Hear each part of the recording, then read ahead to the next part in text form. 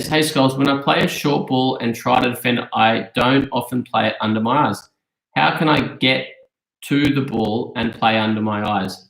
So I assume what you mean there, Vishal, and if you're live, please correct me if I'm wrong, but I assume what you mean there is you're playing the ball outside your eye line. You're not getting your body across. Now, this is really common, especially sort of in this day and age where there's a lot of 2020 cricket and players have learned to be more sort of stand and deliver and hit balls from a sort of a baseball style position. Whereas back in the olden days, a lot of the sort of guru coaches and players talk about how footwork was really important. And one of the main things players used to focus on is getting back and across. And I think that has been lost on a lot of batters these days. So something that it's something that I'm always working with my players is to try and get them getting further back and across. Yep, Vishal said, yep. So what I would do, Vishal, is I would just break it down the skill and the movement pattern and try and start with the basics. So I had a boy in a session on Sunday. I think one of his strengths is his cut and his back foot punch.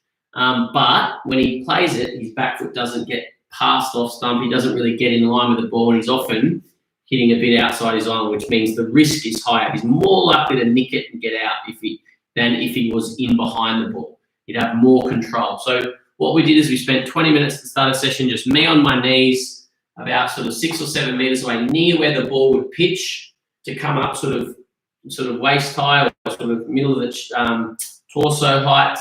And I was just underarming him, and every ball he was just going back and across punch. And I was telling him he had to look at his feet every ball and work out where he was in relation to the stump. The goal being to get over and past off stump to try and get those balls in his eye line. And if they were wide, he could then really attack them. He could leave them, or if they were really wide, he could cut them. So I would say, mate, you've got to start, or not got to, I would suggest you start with underarm feeds, slow, give yourself time to focus on that movement and just build the repetition in, get yourself set again, and then move, bang.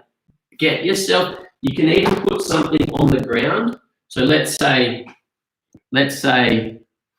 this is off stump, okay? You might put something that's just there, just past off stump, and every ball you're trying to stand on that little piece of tape or a little bit of chalk, and that gives you the feedback that you're getting past off stump, you're getting into a position that's going to cover that line a bit better.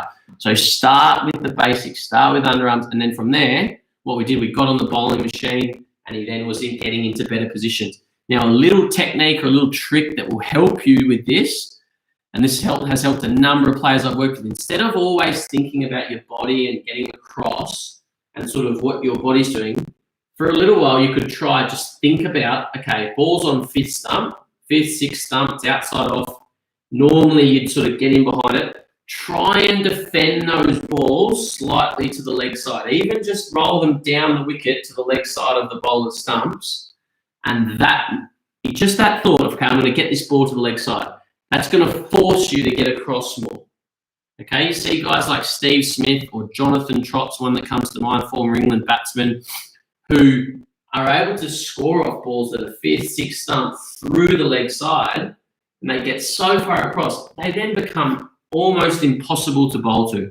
They become so hard to bowl to because their bowler's good ball is getting clipped for 1, 2, 3, or sometimes 4 through the leg side. The bowler then has to go fuller or wider, and then that opens up some width on the offside. So when you're practicing, mate, Vishal, I would say, really sort of get back and across and try and get in line, but try also just think about, I'm going to roll this into this. So I'm not talking about pull shots. I'm not talking about whips and I'm just talking about getting across and trying to roll it. That'll force your body to get across and inside the line. And that has helped with a number of players that I've worked with. It's just a change of your psychology and what you're focusing on that I think makes a big difference. So, mate, start with the basics. From there, maybe overarm throws or sidearm, just isolating that movement. Don't worry about decision-making. Don't worry about going forward or anything. Just focus on that movement pattern for a little while, a few weeks or whatever. Then once you start to get in a better position, when you're premeditating it, when you already know it's going to be short, then you can start adding in the decision-making. And hopefully, over time, when you've practiced it a lot, it'll just be ingrained. It'll be subconscious. and you won't have to sort of think about it. You'll automatically get in a better position. But you won't get there unless you put in lots and lots of volume, lots and lots of work, hit thousands of balls, getting into a better position. It doesn't just happen. So you've got to be patient with it. That's my key word at the moment, patience. You've got to do a lot of volume, but start with the basics, mate. So I hope that helps.